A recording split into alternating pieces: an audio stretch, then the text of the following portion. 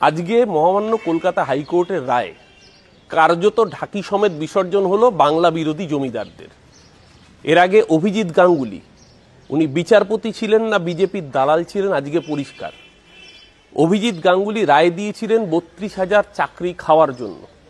আজকে মহামান্য হাইকোর্টের রায়ে প্রমাণ হলো যে রাজ্যের নিয়োগ সঠিকভাবে হয়েছিল। শুধু তাই নয়, এই রামবামের অতৃপ্ত যৌথ প্রেতাত্মা এই কাকচিল শকুনরা ওত পেতে বসেছিল নির্বাচনের আগে চাকরি খেয়ে বাংলার যুবক যুবতীদের, বাংলার শিক্ষিত সমাজকে, তাদের মেরুদণ্ডটাকে ধ্বংস করে দিতে।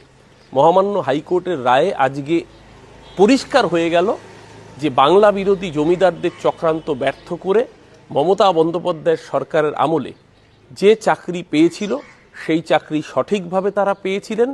কিন্তু রাজ্যব্যাপী দীর্ঘদিন ধরে এই যে একটা পরিকল্পিত প্রোপাগান্ডা চালানো হচ্ছিল, এ রাজ্যে শিক্ষার মেরুদণ্ড ভেঙে দেওয়ার যে চেষ্টা করা হয়েছিল, আজকের মহামান্য হাইকোর্টের রায় সমস্ত চক্রান্তকে ধ্বংস করে এই অতৃপ্ত প্রেতাত্মাদের গালে থাপ্পড় মেরে বাংলার মানুষ আজকে প্রমাণ করল যে বাংলা উন্নয়নের পথে ছিল, আছে এবং আগামী দিনেও থাকবে। নির্বাচনের আগে এই চাকরি খেকোরা, এরপরেও যদি এদের উচিত শিক্ষা না হয়, বাংলার মানুষ তাদের শিক্ষা দেওয়ার জন্য তৈরি থাকলো। যারা এতগুলো মানুষের চোখের জলের বিনিময়ে ভোট জিততে চেয়েছিল, বাংলার মানুষ তাদেরকে ক্ষমা করবে না।